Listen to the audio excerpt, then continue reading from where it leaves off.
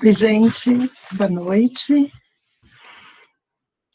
Meu nome é Priscila, eu comecei esse ano agora, né, nesse segundo semestre no cursinho. Na verdade, eu tenho 42 anos, eu sou formada em História, e há 2 anos eu resolvi fazer uma segunda graduação e resolvi fazer Filosofia, porque eu já dava aula há alguns anos de Filosofia, né? Então, estou aqui hoje, junto com a Gabriela, para a gente falar um pouquinho aí sobre filosofia e sociologia. E agradeço a participação de vocês, né? E gostaria de dizer que a ideia do cursinho, né, é um espaço de diálogo, de construção coletiva do saber, é uma importante plataforma para o desenvolvimento, né, dos estudantes, frente ao mundo, e frente também aí ao enfrentamento de vestibulares, Enem, né? E aí gostaria de convidá-los a participar bastante da aula, perguntarem, né, se posicionarem. O diálogo é sempre bem-vindo, né, para que nós aqui do cursinho consigamos dar um apoio bacana para vocês. É importante a participação com respeito, né, entre todos. Então, assim, deixem a vergonha de lado e perguntem, falem, certo? Podem usar o chat, mas podem usar os microfones também. As perguntas, as participações são sempre bem-vindas, certo? Já vi que tinha algumas perguntas aqui no chat, né, sobre a importância aí da filosofia e da sociologia, e aí a gente vai começar discutindo um pouquinho sobre isso. Eu vou fazer algumas perguntas para vocês, sobre o que vocês sabem, o que vocês conhecem aí um pouquinho da filosofia e da sociologia, mesmo que seja uma palavra, algo que você já ouviu em algum momento, gostaria que vocês colocassem. Eu vou compartilhar uma tela aqui com vocês para ir anotando algumas respostas de vocês aí, como se fosse mesmo uma lousa virtual, tá? E depois esse material da aula nós vamos disponibilizar para vocês também, tá bom? Então, para falar mesmo, certo? Deixa a vergonha de lado e pode falar. Todo mundo está aqui para aprender junto, né? Eu, mesmo com 42 anos, digo que se não tiver nada para aprender, eu posso procurar outras coisas para fazer, né? Então, a gente está aqui para aprender e eu também aprendo bastante com vocês. Então, eu vou compartilhar aqui com vocês para a gente começar a falar um pouquinho sobre a filosofia e a sociologia, né? Quando a gente fala em filosofia, o que vem à cabeça de vocês? O que vocês entendem por filosofia? Para que vocês acham que ela serve? Alguém já teve algum contato com a filosofia? Aí eu vou anotando as respostas aqui conforme vocês forem colocando. Eu acho que todo mundo já teve contato com a filosofia e a sociologia, porque nos dias de hoje, até mesmo sem você saber, você está em contato com isso. Tipo, toda a questão de trabalho, emprego, toda a questão de pensamento, assim, eu acho que faz muita parte disso. Até porque, né, antes, os caras lá, que era bom de matemática, eram tudo, tipo, filósofo e essas coisas. Então, eu acho que é uma coisa muito, muito importante. Sim, você lembra o nome de algum deles? Se eu lembro o nome, É. tem um de física, eu tô tentando lembrar o nome, mas eu vou ver aqui no meu caderno, porque tem uns nomes. Aí eu falo. Sem problemas. A Poliandra colocou aqui no chat: quando pensa em filosofia, pensa em questionamento. Eu tenho um professor que até brinca que a atual filosofia é a fofoca da rua, RS. Na verdade, que o Matson estava querendo falar também, eu acabei cortando ele. Me desculpe, Matson. Pode falar? Não, só ia falar o nome dos filósofos que eu lembrei. O que você lembrou? Eu lembrei do Pitágoras e do Aristóteles. Aristóteles. Também tem Platão. Tem um monte. Sim, vários, muitos. Karl Eu ia Marx era um falar filósofo? Sócrates, sendo que daí eu não sabia se ele tinha envolvimento com matemática ou não. Sócrates. Sócrates, na verdade, bem na antiguidade, assim, a maioria deles tem um envolvimento bem grande com a matemática, né? O Pitágoras é um deles. Aí, da Idade Moderna, a gente pode pensar aí no Descartes, no Newton, que a colega falou. Na verdade, como eu compartilhei a tela aqui, não vi quem falou, mas falou dos físicos também, né? Bacana. O que mais que vocês pensam quando a gente fala em filosofia?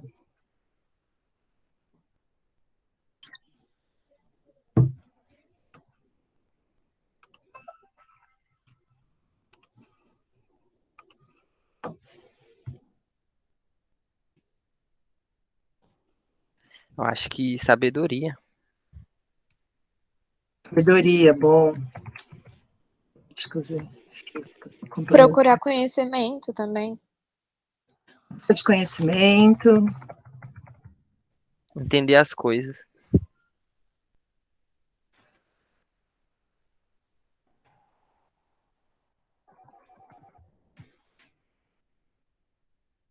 E sociologia?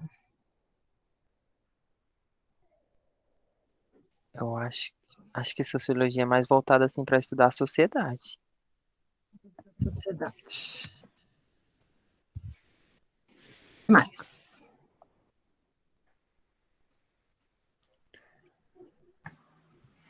Madison que falou de estudar a sociedade? Foi. Madison, você não vai ficar com frio porque você está coberto de razão, hein? Começo já com essa afirmativa aqui para vocês, gente. Ufa. O que mais, gente? Que mais que vocês colocariam aí sobre a sociologia? Ou se quiser falar alguma outra coisa da filosofia também. O que mais que a gente pode dizer?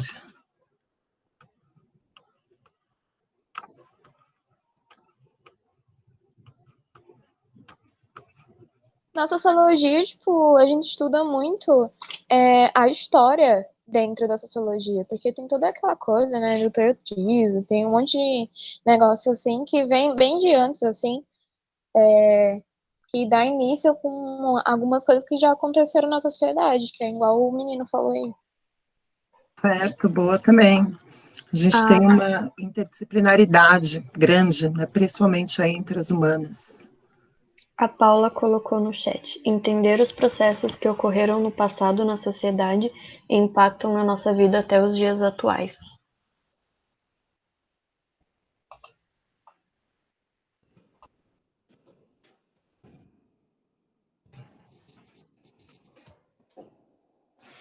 E tem uma relação muito forte com a história, né? A história cumpre esse papel também. Quem mais? Alguém quer colocar mais alguma coisa?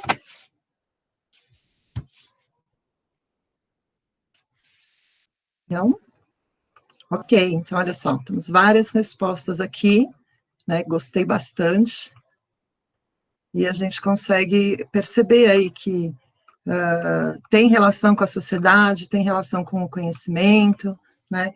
E a gente vai ver um pouquinho hoje também como é que a gente pode relacionar a própria filosofia com a sociologia, certo? Eu vou começar, vou fazer uma apresentação de slide aqui para vocês, que eu vou pegar a parte da filosofia e a Gabriela vai falar um pouquinho depois aí da sociologia, tá? Esse material depois a gente, como eu falei antes, a gente vai disponibilizar também para vocês. Tá? Não vou... Opa, foi lá para frente. Então, vou começar a apresentar aqui. Se alguém tiver alguma dúvida também, tá? Pode marcar aí, a gente tira as dúvidas aí todas no final, tá bom? Então, falando um pouquinho da filosofia, eu vou começar aqui com esse trecho, meio grande aqui.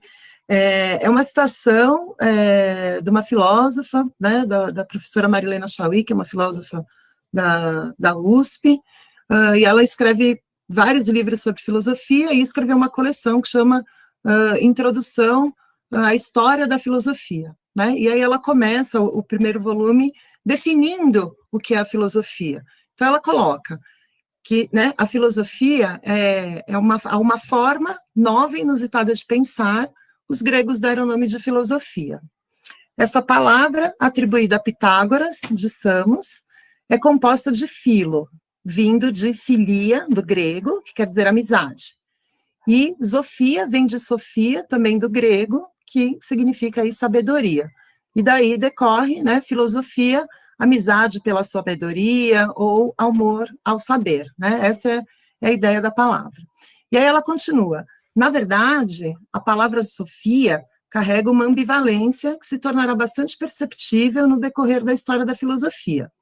Pois tanto pode significar o saber, entendido como um conjunto sistemático e racional de conhecimentos sobre o mundo e sobre os homens, aí a humanidade, e Zófos, né, então filósofo, é aquele que conhece verdadeiramente a realidade. Ou então pode significar sabedoria, entendida como disposição humana para uma vida virtuosa e feliz. E filósofo é aquele que sabe bem conduzir sua vida ou praticar o bem. Então ela coloca aí a origem, né, da palavra filosofia, e coloca também que no decorrer aí dos estudos da filosofia a gente percebe que essa palavra saber pode ter aí dois significados e que vão permear vários trabalhos e vários pensamentos aí de vários filósofos ao longo de toda a história. Tá? Agora, a gente pode datar o nascimento da filosofia? Podemos, né? A própria Marilena Chauí, ela diz que a filosofia tem data de nascimento, né? E a gente remonta aí o nascimento da filosofia mais ou menos ao século V antes de Cristo, né? Então, nas cidades-estado gregas, né? Então, por toda a Grécia, eu deixei um mapinha aqui, a gente tem nas cidades-estado vários filósofos, e tem também aqui alguns períodos da história da filosofia grega na antiguidade. Então, essa é a origem. Agora, por que surgiu, né, a filosofia? Ela buscava explicações do mundo de maneira racional e sistemática, humanizando o conhecimento e rompendo com explicações míticas. O que quer dizer isso? Que no primeiro momento, né, nesse desenvolvimento da civilização, as pessoas olhavam para o mundo e olhavam para as coisas e tentavam buscar explicações para ela, né? Então, por que chove? Por que tem um terremoto? Né? Só que a maioria das explicações ainda eram explicações mitológicas, relacionadas com divindades. Por exemplo, quando os gregos contavam a origem do mundo, eles remontavam, do universo inteiro, né? Eles remontavam aos deuses. Então, o deus Caos, né, que cria Gaia, a Terra, enfim, sempre uma explicação dos mitos, né, que a gente chama de teogonia. E aí, a partir aí do século V, eles começam a perceber que essas explicações não dão conta mais de responder, né, de trazer um conhecimento sobre as questões que eles colocavam. E aí, então, eles buscam, né, uma explicação utilizando a razão, a racionalidade, e vai romper com essas ligações míticas. E a ideia de humanizar o conhecimento é de trazer isso como uma responsabilidade do indivíduo, né, que nós somos capazes de produzir o conhecimento e de entender o mundo de uma maneira racional. Tá? Então, eu tenho uma pergunta. Pode falar. Quando você fala sobre que eles precisavam eles precisavam buscar uma razão certa para isso, aí eles vão envolver a matemática, né? Porque com a matemática eles conseguiram saber várias coisas. Sim. Inclusive, o primeiro olhar da filosofia, dos chamados filósofos aí pré-socráticos, é o que a gente chama de cosmologia. Eles vão olhar o universo, olhar o mundo e tentar explicar. Essa divisão que a gente tem no conhecimento hoje, de matemática, física, química, né, biologia, você não tinha essa divisão tão estratificada, assim, tão divididinha quanto a gente tem hoje. Né? Por isso que a gente tem muitos filósofos que são físicos, matemáticos, né, biólogos, tá? Mas é isso, vai envolver, vai dar origem aí às demais ciências todas. Mas isso vem aí a partir dessa busca da razão, da racionalidade, tá? Rompendo com os mitos, rompendo com as divindades. Tá? Bom, então, a gente remonta aí ao século V e nessas condições, né? E aí perguntas, né, do tipo, quem somos, o que somos, né? Então, o que é a nossa matéria, o que é o nosso pensamento, né? Onde estamos, que mundo é esse, de onde viemos? Essas vão ser as primeiras perguntas desses filósofos aí, nessa primeira fase, nessa filosofia da antiguidade, tá? Qual é a nossa origem? Qual a origem do universo? Então, essas perguntas que antes eram respondidas de uma maneira mitológica, vão tentar, né, esses pensadores vão tentar buscar explicações racionais. E aí essas perguntas e muitas outras que vão decorrer dessas, acabam impulsionando a mente do ser humano, né, no desenvolvimento de ciências e de todo o conhecimento que a humanidade já acumulou até hoje, né? Por exemplo, como é que criaram, sei lá, um marca-passo, né, para controlar a arritmia cardíaca? Se lá atrás não tivessem trabalhado o ferro, né, e outras habilidades, a gente não chegaria aí, por exemplo, no marca-passo, e aí com tudo que a gente tem. Então, é um processo de uma história do pensamento mesmo. E a filosofia, lá na antiguidade, ela vem como um passo inicial. E essas perguntas, justamente como você colocou, vão abrir um campo de busca dessa racionalidade, mas buscando uma ideia mesmo de ciência, um conhecimento certo e seguro daquilo que se pergunta, né? E aí a gente vem, então, acumulando esse conhecimento aí ao longo de séculos e séculos. Isso caracteriza aí a filosofia na Idade Antiga, né? Mais na sua origem ali nos pré-socráticos. Depois a gente vai ter, como vocês colocaram aí no começo, alguns filósofos também, né? Platão, Aristóteles, Sócrates, que vão expandir ainda mais as perguntas, né? Vão se perguntar sobre o conhecimento humano, como é que a gente pensa, como é que a gente produz o conhecimento, vão se debruçar sobre questões éticas, né? Até chegar na Idade Média, né? Na Idade Média, a gente tem um rompimento um pouquinho com essa separação dos mitos, e a filosofia volta a se relacionar com a teologia e a religião. E isso tem a ver com o contexto de formação da igreja cristã no Ocidente, né, com o fato ali do Império Romano ir aos poucos se tornando cristão, até você ter o cristianismo como uma religião oficial, e aí a filosofia vai se misturando, principalmente com o cristianismo ocidental. De uma forma simples, o que acontece?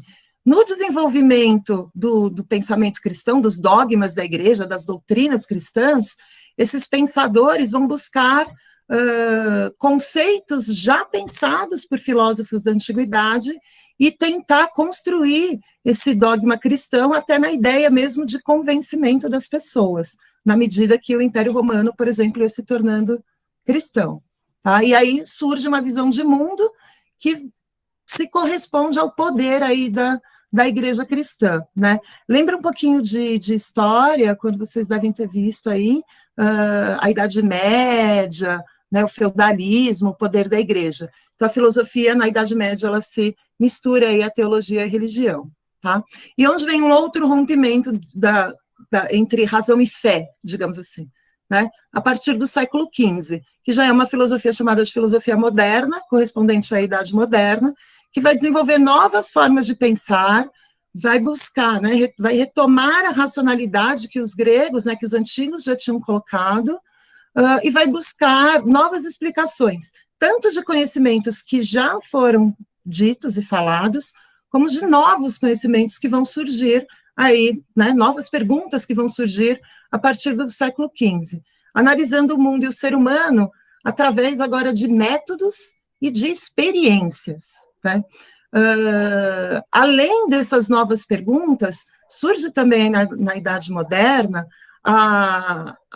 uma crítica, né, uma investigação até na própria forma de pensar do ser humano. A própria racionalidade começa também a ser questionada. Tá? E aí isso faz com que tenha um distanciamento muito grande das religiões. A gente começa a ter uma separação aí entre fé e ciência. Tá? E aí até chegar na filosofia contemporânea, e a partir do final do século XVIII, começo do século XIX, né, até os dias de hoje, que vai pegar essas críticas já feitas, vai retomar, vai tecer novas críticas, novos questionamentos, vão aprofundar temas, além de apresentar novas questões, né, desenvolvendo ainda novos sistemas filosóficos. Então, não é nem tanto as respostas que movem o pensamento, né, mas as perguntas. À medida que você tem uma pergunta e você consegue desenvolver um conhecimento daquilo, dentro do conhecimento que você está desenvolvendo, vão aparecer outras questões. Então, uma acaba levando a outra, né? E aí sempre com um pensamento cada vez mais crítico, né? Cada vez mais racional, tá? A filosofia, ela acaba também se desdobrando em algumas áreas, né? Então, a gente tem, por exemplo, a ética, né, que é uma corrente da filosofia que estuda tanto os comportamentos morais do indivíduo, na sua individualidade, quanto no coletivo, nas suas relações sociais, acabam traçando sistemas de dizer o que é correto se fazer, de onde vem o que é correto, de onde vem esse pensamento de que tal coisa é certa ou tal coisa é errada, né?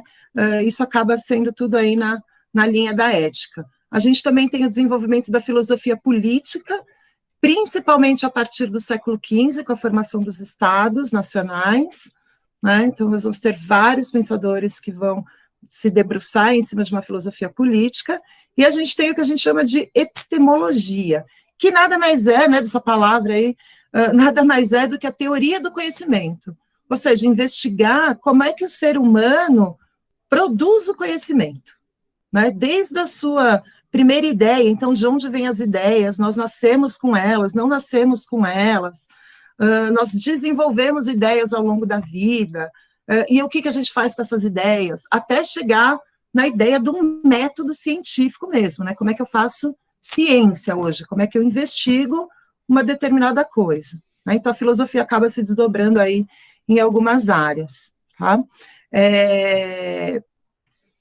E, principalmente, como eu coloquei, né, a questão das ciências. Como que ela vai fazer isso? Ela vai criar princípios metodológicos. Então, como vocês colocaram, por exemplo, o Descartes, o Newton, né? O Newton, quando vai pensar as leis da física, né, as leis naturais, ele desenvolve um método de pesquisa, né? Então, cada vez mais, sempre que o conhecimento vai se afastando dos enlaces religiosos, ele também vai criando um sistema de métodos, de como é adequado, como que eu devo chegar a um conhecimento, como é que eu crio uma teoria, por exemplo, né? E aí a filosofia, ela acaba se encarregando disso, né? Ela vai desenvolver princípios metodológicos em busca de respostas, né? E ainda abrindo campo para o surgimento de mais perguntas. E é aquilo que eu falei, a cada pergunta surgem métodos e novos conhecimentos. E toda essa racionalização do conhecimento, o desenvolvimento dos métodos científicos e de análise racional do mundo, vai permeando toda a história do pensamento e, de uma maneira geral, de todas as ciências aí, desde o seu surgimento até os dias atuais, né? Vou dar um exemplo para vocês aqui. Os métodos científicos propostos aí a partir do século XV, como, por exemplo, por Galileu Galilei, né? Galileu Galilei, ele era matemático, ele era astrônomo, ele foi perseguido pela Igreja Católica por desenvolver algumas teorias, e está bem na fase desse rompimento com a fé, né? Ele teorizou sobre a forma redonda do planeta, né? E sobre as órbitas dos planetas ao redor do Sol. Só que para chegar nessas conclusões, né, nessas teorias, ele desenvolve um método de análise, né, um método científico. Então, ele diz que para produzir um conhecimento certo e seguro, é preciso ter esse método, né? E como que é o método proposto por Galileu? Primeiro, é necessário uma observação, eu preciso observar tal coisa. Então, por exemplo, eu estou olhando a chuva, e aí né, então, ok, estou olhando a chuva, e me vem, tá, por que chove? Né, hoje a gente já sabe, mas alguém se perguntou isso em algum momento, né? Então, por que chove? E aí ele fala, a partir dessa pergunta, ele vai elaborar uma hipótese. Ah, chove porque, sei lá, está caindo água do universo, porque tem vapor. Ele vai traçar uma hipótese para responder essa pergunta. A partir dessa hipótese, vem os experimentos. Então, ele vai começar a criar experimentos para verificar se essa hipótese dele realmente é válida ou é inválida, ele precisa ir para outra, né? E como é que ele verifica isso? A partir da experiência, aí ele coloca a matemática, né? Preciso ter uma regularidade matemática, então eu preciso ter vários resultados dessas experiências iguais para que eu possa dizer, ok, isso está comprovado, tem uma teoria, né? Chove porque a água evapora e tal, tal, tal, tal. Ou então, para descartar, nenhum dos meus experimentos provou a minha hipótese, então eu preciso pensar uma outra hipótese e aí pensar outros conhecimentos, né? Nesse período do século XV, temos outros filósofos que vão desenvolver e aprofundar esse método do Galileu, que é o Copérnico, né, o Nicolau Copérnico, o Descartes, vocês estudam ele bastante matemática, gráficos cartesianos, né, vem aí desse processo e eles vão elaborar e aprofundar aí os métodos científicos, tá? E esses modelos científicos, principalmente do 15, eles são a base das análises de todas as ciências de uma maneira geral, e em especial das ciências naturais, desde o Galileu até os contemporâneos aí do século XIX, tá? E aí o que vai acontecer no século XIX? Vem a Revolução Industrial, todas as suas transformações no modo de vida, no cotidiano, na produção, toda a cientificidade do século XIX, então buscando conhecimentos científicos, conhecimentos certos e seguros, cada vez com maior profundidade. E aí, como isso está posto muito claramente para as ciências naturais, os pensadores das ciências humanas, né, vão começar a perceber que eles também precisam elaborar métodos para o desenvolvimento da área de humanas. E muitas vezes, o método colocado ali para uma ciência natural, às vezes ele não se aplica exatamente às ciências humanas. Então, vão surgir no século XIX também várias ciências que a gente atribui hoje com esse campo de ciências humanas, que vão criar e construir métodos científicos, né? Então, a filosofia, ela relaciona-se com todas as ciências. Por quê? Porque ela dá a linha do pensamento, ela dá a possibilidade de criar métodos, de desenvolver conceitos. Um exemplo que a gente tem de uma ciência do 19 que passa por esse processo todo, inclusive surge fortemente ali, é a sociologia, né? A sociologia vem com a sua origem aí no cientificismo aí a partir do século XVIII, né, no iluminismo, e se concretizando aí no século XIX. Tá? Então, eu fiz um panorama, assim, um pouquinho, né, sobre uma história da filosofia. E aí, por que ela serve? Por que ela é importante? Né? Por que a gente observa ela no dia a dia? Porque ela tem essa relação direta com o desenvolvimento científico. Tá? Eu vou passar a palavra para a Gabriela vai falar um pouco aí da sociologia, e aí depois a gente abre para perguntas, tá bom? Boa noite, pessoal. Tá todo mundo me ouvindo aí? Estão me ouvindo aí? Sim. Sim, Gabriela. Ótimo. Tá, eu vou colocar aqui a minha tela. Só um minuto.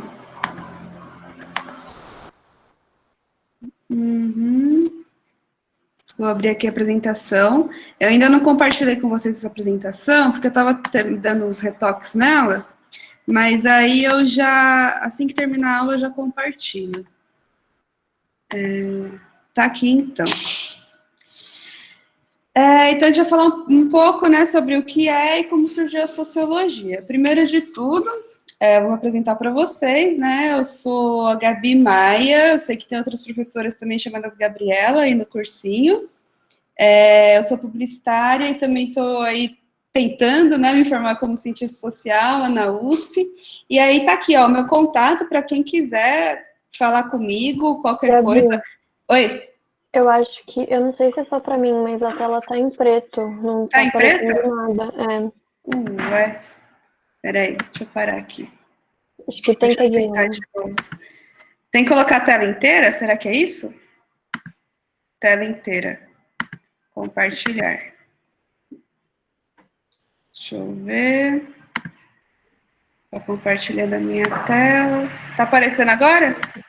Sim, agora sim. Tá, então tá, né? Sociologia, como surgiu. Então, primeiro de tudo, me apresentar para vocês, que eu sei que tem outras professoras chamadas Gabriela também, eu sou a Gabi Maia, vou dar algumas aulas de sociologia para vocês. Publicitária, estou me formando em como cientista social. Aqui está o meu e-mail, caso alguém queira conversar comigo, né? Caso alguém eventualmente esteja pensando em prestar para publicidade, prestar para ciências sociais, fala comigo, eu estou aqui sempre disposta a conversar com vocês, sempre uma troca muito interessante para todo mundo, né? Então tá, vamos retomar aí a linha temporal da sociologia, né? Então, a gente tem que considerar que, aproveitando muito o que a professora Priscila já falou anteriormente aqui, o ponto de partida da sociologia, ela vai ser a compreensão do nosso próprio comportamento, que sempre foi uma questão, assim, central, sempre foi algo que instigou muito os humanos, né? Por muito tempo, a gente tentou entender nós mesmos, entender o mundo ao redor da gente, como a professora Priscila também comentou na apresentação dela, a partir de sistemas de crença, míticos ou religiosos, né? Que foram passados de geração para geração. O método científico, ele começou a ser usado muito recentemente, gente. Ele começa ali a ser usado de uma forma mais sistemática, mais frequente, do final do século XVIII em diante só. Então, se a gente pega aqui, por exemplo, tem muito a grosso modo, né, essa linha do tempo aqui da humanidade, vocês ficam tranquilos que vocês vão retomar tudo isso aqui com calma, em história, vão ver assim, passo a passo, o processo como um todo. É que para entender sociologia, a gente tem que retomar algum desses pontos. A gente vai passar por cima um pouquinho disso, mas fiquem tranquilos, vocês vão depois ter com mais calma tudo isso. Então, vamos lá. Olha, considera aqui, ó, 200 mil anos atrás, nós já éramos homo sapiens quanto espécie, né? E só foi em 1789, ali próximo da Revolução Francesa, que a gente começa a usar o método científico como forma de entendimento da realidade. Então, se a gente for parar para pensar, olha só, de 2000 anos atrás até aqui, a religião, ela era a narrativa dominante de processo de entendimento do mundo. E a ciência, como narrativa dominante, tem menos de 300 anos de idade na linha do tempo da humanidade, sabe? É uma coisa ainda muito recente, e é muito curioso, né? Então, vamos retomar como que tudo isso começou. Então, a gente está falando aqui, a gente fala de Revolução Francesa Industrial, como eles são, é o motivo, né, principal aí da disseminação do método científico. E por que a gente está falando do método científico? Porque ele é o ponto de partida que a filosofia deixou aí de legado para todas as outras ciências humanas, né, para entendimento do mundo. Então, vocês vão retomar isso tudo das revoluções com mais calma, mas o que a gente precisa entender aqui agora é que foram as transformações sociais que foram trazidas por essas revoluções que elas mudaram o mundo para sempre. O mundo antes vivia numa estrutura social que parecia que era estagnada, imutável. E aí veio as revoluções e pôs para baixo essa crença de que as coisas eram permanentes. E quando a gente fala isso, o que a gente quer dizer, né? Os estudiosos dessa época, eles consideram que antes das revoluções, a sociedade ela era tradicional. E o que era isso? Era uma sociedade que ela era rural. As relações de trabalho, de convivência, as relações afetivas, elas se davam todas em âmbito rural, né? As pessoas, as cidades, elas eram muito pequenas e elas eram ainda locais de encontro entre mercadores, elas não eram ainda locais de moradia das pessoas. Ela era considerada também, aqui, ó, uma sociedade estagnada. Estagnada porque antes das revoluções, a sociedade ela era estratificada. O que significa isso? Significa que as posições sociais, elas não mudavam. Se a pessoa nascia como nobre, ela morria como nobre. Se nascia como camponês, morria como camponês. E as relações eram primárias. Eu tenho produto para vender, eu tenho aqui um saco de arroz para vender, eu vendo com um outro produtor rural, então eu troco com ele. Não tinha intermediários para esses processos, né? E aí a gente usa muito a palavra comunidade para tratar desse período, porque as pessoas, elas viviam na terra, no campo, a vida inteira.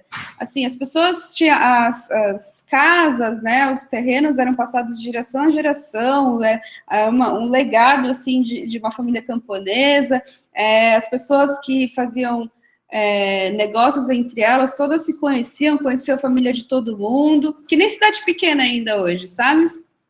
E aí também era uma sociedade letrada, né? Porque a educação era algo muito restrito aos nobres, aos clérigos e tudo mais. E aí também religiosa. Então, como contraponto dessa sociedade, com as revoluções, surge a sociedade moderna. O que significa isso? É uma sociedade que ela vai ser urbana e industrial. Então, a partir do desenvolvimento das fábricas, começam a surgir cidades em torno dessas fábricas, né? Que as pessoas que elas trabalhavam no campo, elas começam a se mudar para locais próximos das fábricas para poder trabalhar. Então, é uma sociedade também que ela vai ser dinâmica. Dinâmica porque esse contexto de estratificação de classe começa já a ser quebrado. Assim, ainda é muito difícil você mudar, né, a posição social que você nasce, mas já começa a ter uma mobilidade maior entre classe social. É uma também sociedade caracterizada por relações secundárias, porque a partir do momento que cria-se esse espaço de diferenciação do ambiente rural e do ambiente da cidade, você começa a ter a necessidade de um monte de intermediários para você conseguir fazer uma transação comercial entre essas localidades diferentes, né?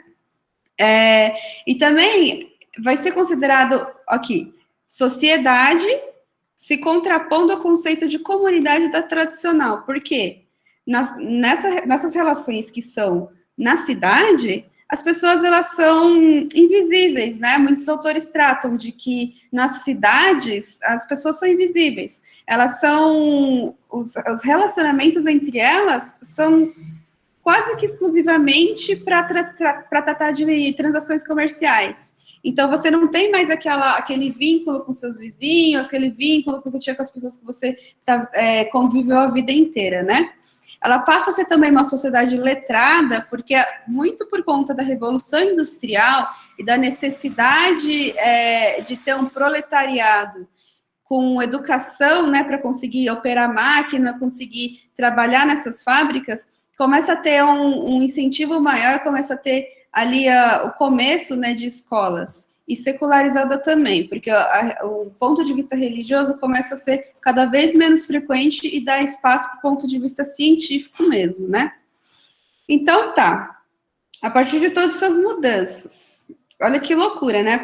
Eu coloquei aqui, por exemplo, esse quadro da Revolução Francesa, é muito famoso esse quadro, costuma ser cobrado em prova. Olha que loucura, né? O que está acontecendo aqui? Está acontecendo uma batalha, uma guerra, tem gente morta, gente pegando em arma, a moça ali está sem a parte de cima da roupa. O que está acontecendo, né? Por que está acontecendo? Quais são essas mudanças? O que elas trouxeram?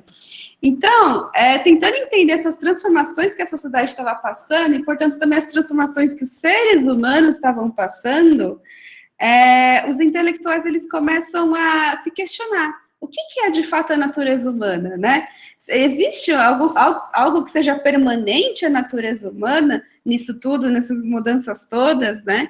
Começa também a aparecer questionamentos sobre qual é a estrutura da sociedade, afinal de contas, já que antes a gente tinha uma estrutura tradicional, agora a gente tem uma estrutura moderna, o que está acontecendo, né? E por que muda as sociedades? Então, foram essas perguntas que começam a fervilhar nesse contexto. E aí vem o Auguste Comte, que foi um filósofo francês, que ele propôs a sociologia como uma ciência para tratar dessas questões. Não é que o Auguste Comte criou a sociologia enquanto disciplina, já existiam tratados sobre o tema do social, né, antes do Auguste Comte, mas ele foi quem sistematizou esse conhecimento e que deu esse nome para ele, de sociologia. No começo ele chamava de física social, mas depois virou sociologia. Então, tá. Ele foi guiado pelo positivismo, que foi uma corrente filosófica muito importante, que é muito bom que vocês saibam também disso. É bom que vocês anotem, vou passar esse material também, mas enfim. Foi uma corrente filosófica que tinha o culto à ciência como a forma de alcançar a ordem e o progresso social. E aí ele modelou a disciplina da sociologia para semelhar as ciências naturais na abordagem. Calma que a gente vai explicar melhor isso. Ó, aqui tem uma frase que ele disse num dos textos dele, que estava escrito, e aí a gente vai entender melhor o que ele quer dizer com isso. Então tá. Entendo como física social, que depois ele chamou de sociologia, a ciência que tem por objeto próprio o estudo dos fenômenos sociais, segundo o mesmo espírito com que são considerados os fenômenos astronômicos, físicos, químicos e fisiológicos. Isso é, submetidos a leis invariáveis. Muito bem. O que Comte quis dizer com isso, né? Basicamente, para o Comte, o social, a sociedade em si, é um objeto de estudo autônomo, que ela não sofre modificação dos fenômenos ao redor dela. Ela tem uma essência imutável. Então, basicamente, os comportamentos dos seres humanos vão ser sempre aqueles comportamentos dos seres humanos, independentemente de contexto econômico, de contexto social, de ter tido revoluções. Para ele, o ser humano vai se comportar dessa forma sempre, né? Eles são submetidos a leis invariáveis, porque ele quis copiar justamente o método científico das leis da natureza, da biologia, da física e tudo mais, que é o método que a Priscila comentou com vocês já, que justamente, né, você observa um fenômeno, tenta entender por que ele acontece, cria hipóteses e aí você prova ele ou não. Ele quis aplicar esse tipo de conhecimento para o social, então ele achou que os seres humanos, assim como a gravidade, por exemplo, está submetida a leis invariáveis, né? Essa foi a consideração dele. E aí, vamos aqui para um momento de reflexão, né? Queria saber um pouquinho de vocês. O que vocês acham desse ponto de vista do Comte? Vocês acham que é possível a gente separar o comportamento social, né, que é o objeto de estudo do Comte, entender o que é o social, dos fenômenos sociais? Vocês acham que dá para separar, dá para saber o que vai ser o comportamento? Você acha que eles vão se comportar de forma igual sempre? Você acha que, independe do que acontecer na sociedade, as pessoas vão sempre reagir de forma igual? Alguém aí quer dar uma opinião a respeito? Eles sempre vão agir de forma diferente, até porque cada pessoa é cada pessoa, e cada pessoa tem um jeito de pensar, tem um jeito de ser. Uhum. Então, isso é bem relativo. Ninguém vai ser igual a ninguém, ninguém vai ter... ninguém vai fazer a mesma coisa que você fez, assim, Uhum. e, sei lá, bato o pé em alguma coisa. Igual a mãe da pessoa fala, se seus amigos for comer bosta, você vai? Muito bom exemplo. Qual que é o seu nome? Flora. Flora. Muito bem, Flora. Olha só, você já conseguiu questionar o Comte, já conseguiu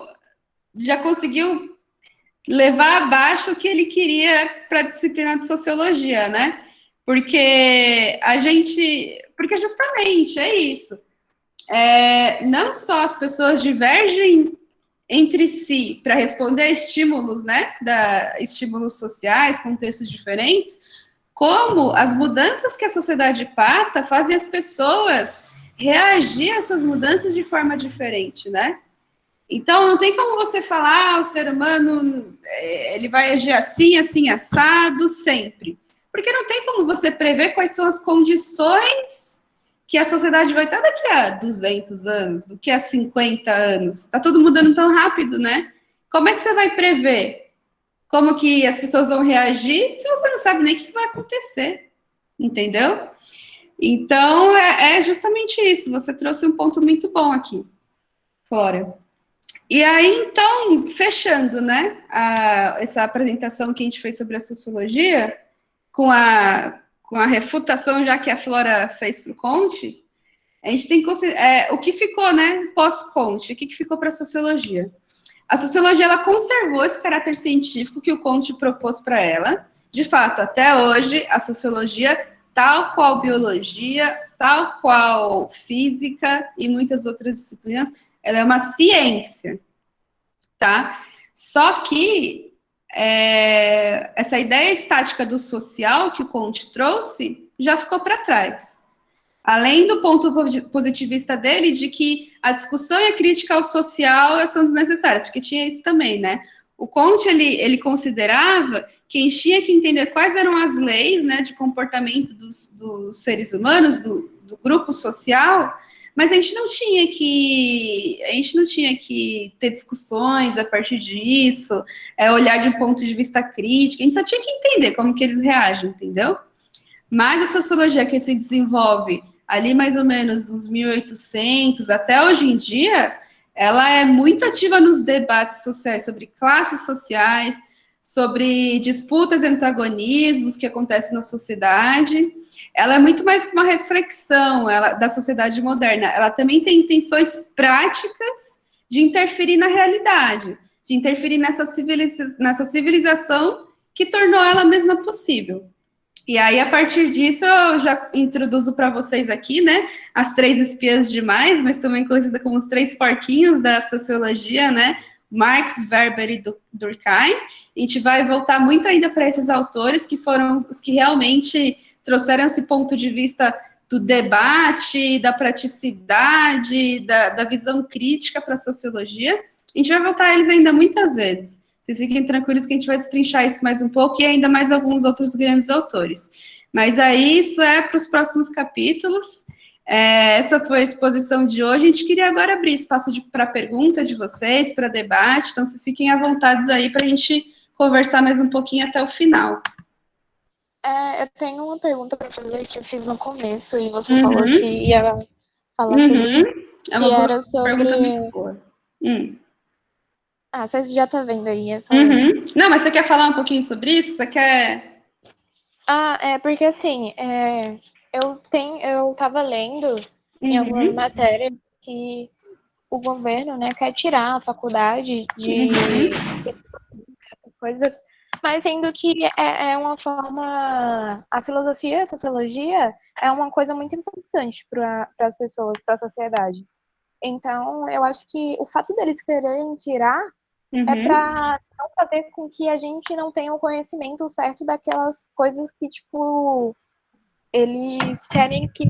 tipo assim, você tá estudando uma coisa e aquilo é o certo, sendo que o governo coloca uma coisa na sua cabeça para que você pense que isso não é o certo, manipulando totalmente a sua forma de pensar e viver. Muito boa exposição. Pri, você quer falar um pouquinho sobre isso? Posso falar. Sim, está corretíssima, né? A ideia é essa mesmo. Na verdade, nenhum conhecimento está isolado do mundo. Então, ele tem suas implicações políticas, né?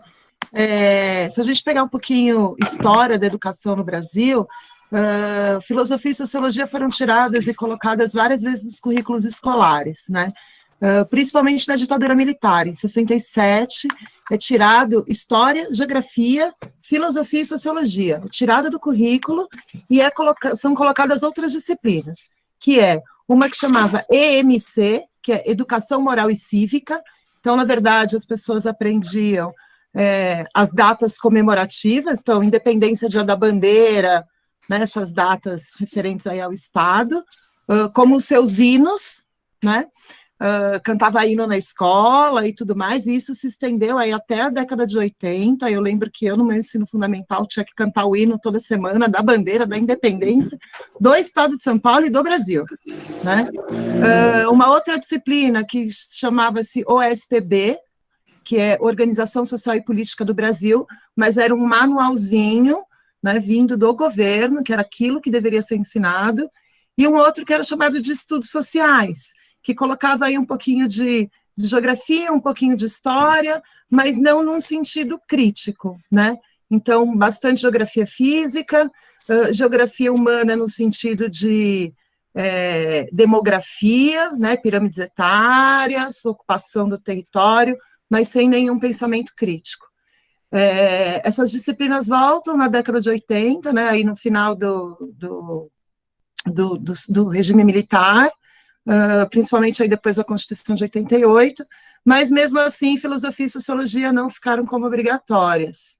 Depois a gente tem, aí vindo mais recentemente, 2009, elas são colocadas novamente como obrigatória e já são tiradas agora na BNCC, né? Não são mais colocadas como obrigatória, a escola pode colocar, se ela quiser, como se for uma disciplina eletiva, né? Tipo uma opção, né? Faz quem quer. E aí, sobre os vestibulares também, cai bastante, né? O Enem, dentro das ciências humanas, cai bastante, filosofia e sociologia, mesmo com alterações em provas que a gente tem aí nos últimos 2 anos. Quando a gente pensa em FUVEST ou Unicamp, por exemplo, elas não caem assim, puras numa primeira fase, mas elas aparecem aí depois numa segunda fase, nas dissertativas, nas redações. Tá? Então, e aí tem isso mesmo, é uma questão política, ensinar ou não filosofia, sociologia, história e geografia.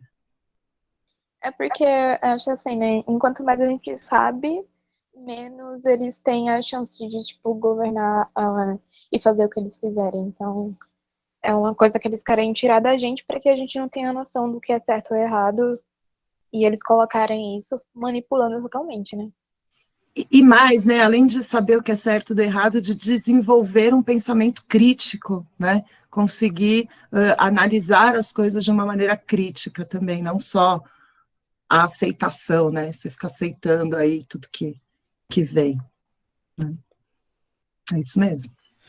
Pessoal, eu queria lembrar, né, também, já falando disso, que geralmente, para quem vem de escola pública, que acaba sendo a maior parte da galera que vem para cursinhos populares em geral, era muito interessante vocês focarem na prova do Enem, porque eles vão dar uma possibilidade maior, né, de vocês se inserirem nas universidades, tanto públicas como privadas aí. E então, no Enem, especificamente, a sociologia e a filosofia são disciplinas que são cobradas à parte na prova de... Como que chama, Pri? A prova Ciências humanas e suas tecnologias. Isso. Então, elas são disciplinas cobradas à parte no Enem. Então, assim, é uma forma de vocês ingressarem aí uma forma que tem sido discutida geralmente como a melhor, né, para os alunos de escola pública prestar o Enem, para entrar nas faculdades públicas. Então, é uma prova que cobra separadamente essas disciplinas. Então, é bom vocês darem bastante carinho para elas.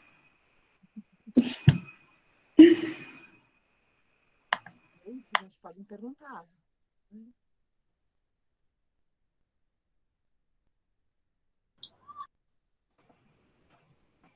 Mais perguntas?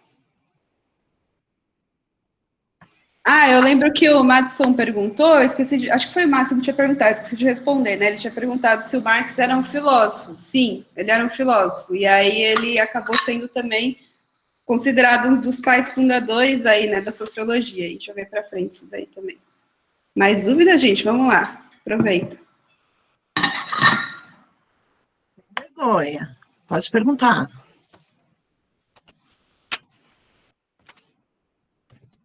Quando a gente fala sobre algo de sociologia e filosofia, assim, envolve muito com a história. E, em questão disso, eu nunca ouvi os professores falarem, certamente, tipo, principalmente em escola pública, assim, sobre a questão das eleições que os jovens têm que fazer. E que, tipo, de um jeito, assim, você tem que estudar em quem você vai votar. Você tem que saber, tipo, o antes e o futuro, o futuro não, né? O presente, que é o agora. Isso entra muito em filosofia e sociologia?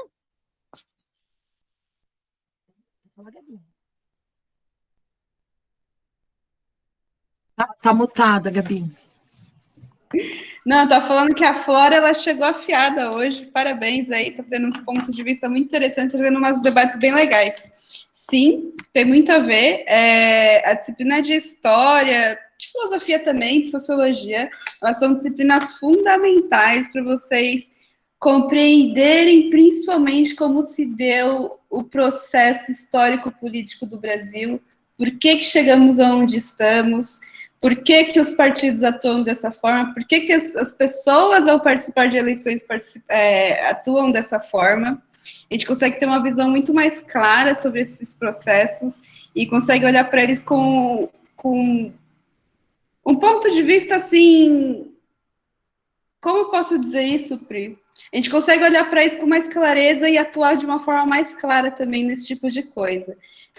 Muito legal você trazer isso, Flora. Eu acho que calma, A gente ainda vai ter muito espaço para conversar sobre essas coisas de forma mais específica. A gente ainda está vendo quais vão ser especificamente os temas, né, dos nossos próximos encontros. A gente vai também abrir para vocês opinarem em relação a isso. E a gente pode trazer com mais calma exposições a esse respeito e aí para a gente conversar todo mundo junto sobre essas coisas. Mas muito legal você trazer isso.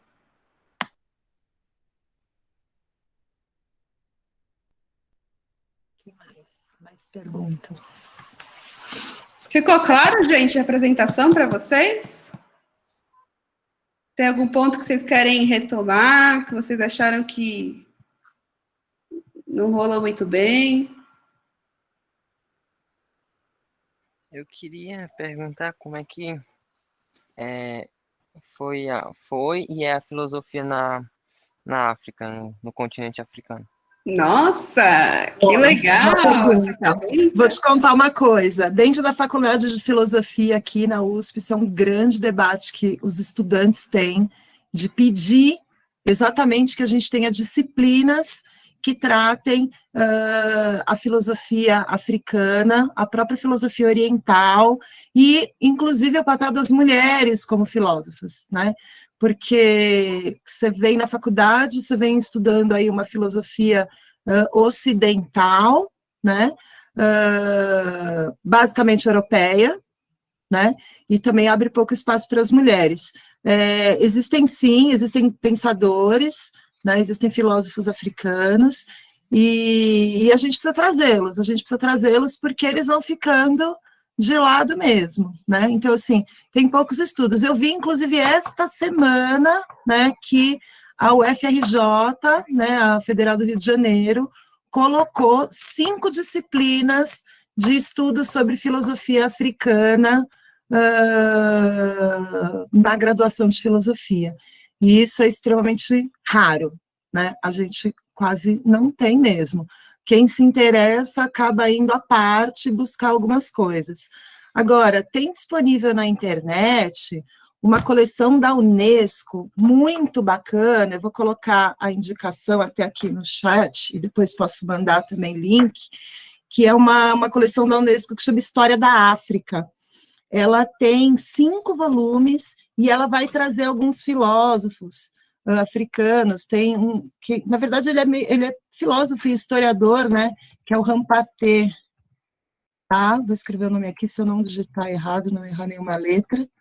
Né? Isso tem disponível, então é da Unesco, está no site da Unesco.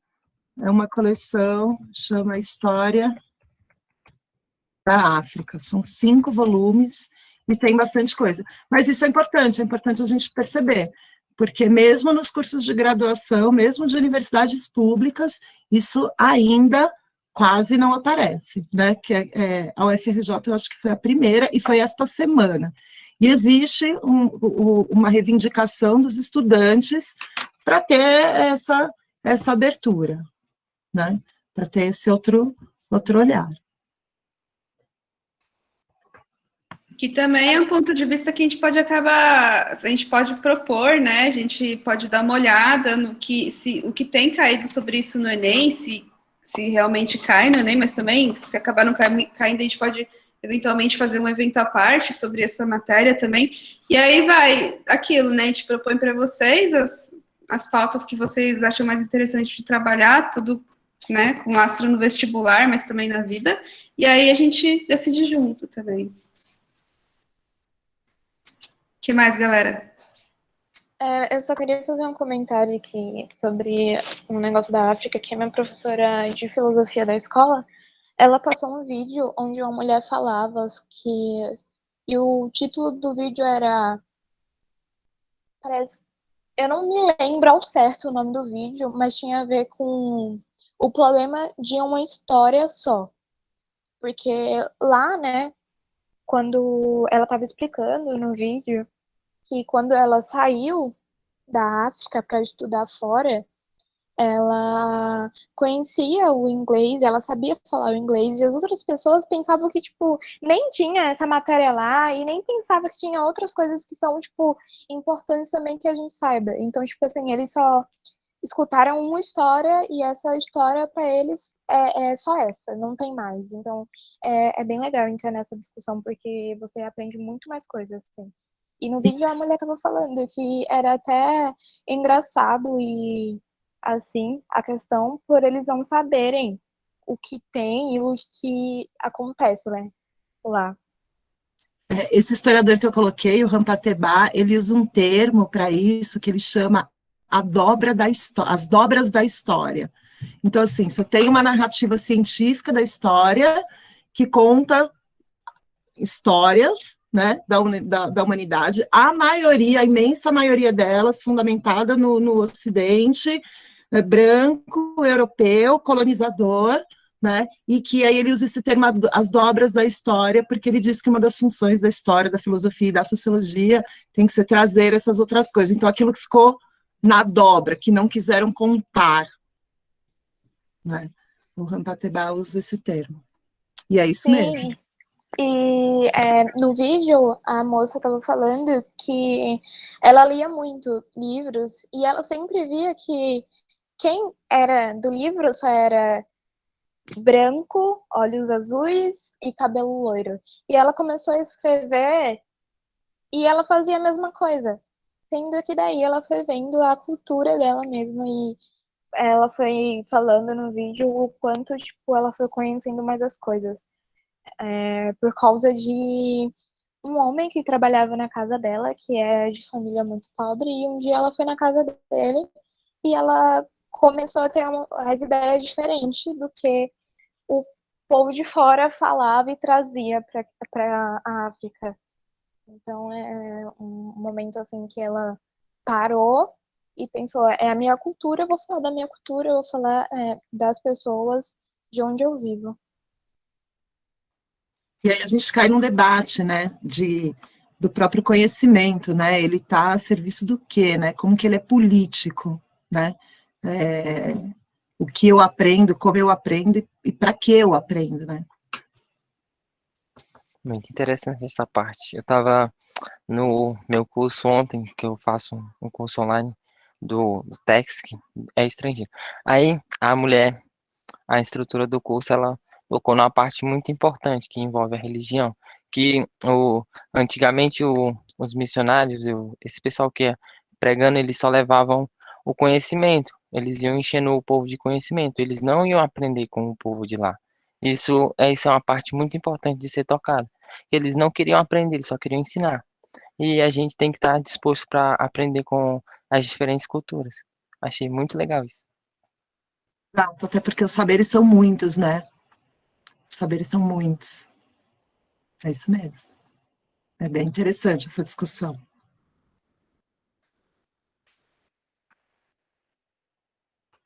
Mais alguma pergunta? Alguma colocação?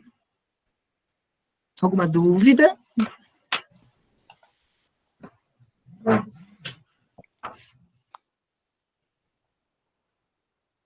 Não? A senhora poderia citar uma filósofa, é uma filósofa, né? Mulher, Mulher, Hannah algum desenho? Arendt. Hannah Ah, Arendt, sim. uma delas. Tá. Outras. Temos Tem algumas na alguma, antiguidade. Oi? tem alguma filósofa que é brasileira? Temos a Djamila, que coloca lá aquele Ah, livro sobre o lugar de fala. Temos a professora que eu coloquei ali na abertura, a Djamila Ribeiro, isso, Gabi, eu não estava lembrando o sobrenome dela. A Marilena Chauí, que já está um pouco mais velha, a Leila Gonzalez, a Mariana colocou aqui no chat. Sim, e elas são muito pouco abordadas também. A gente tem, até na antiguidade, nós temos histórias, por exemplo, no 19 a gente tem lá o Stuart Mill, que desenvolve ali uma corrente da ética, e aí depois a gente sabe que boa parte do trabalho dele, na verdade, foi feita pela esposa dele, e aí não é colocado, nem aparece o nome dela, né? Temos a Hipárquia na antiguidade, que também era matemática. Então temos, mas elas também acabam ficando nas dobras, né? Márcia Tiburi, sim, O Davi colocou aqui no chat.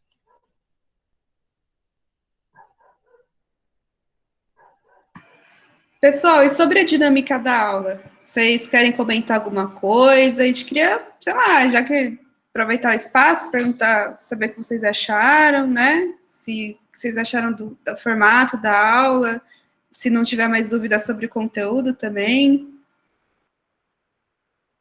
Estamos aqui, querendo ouvir vocês.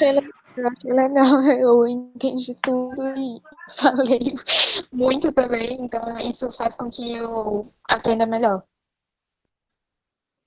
Bom, gente, Foi muito bom. quanto mais participação é sempre melhor, né? A gente consegue construir melhor. Eu acho que, tipo, sem outras pessoas falando, os alunos falando, fica um pouco chato, assim. Então é legal falar. Fica.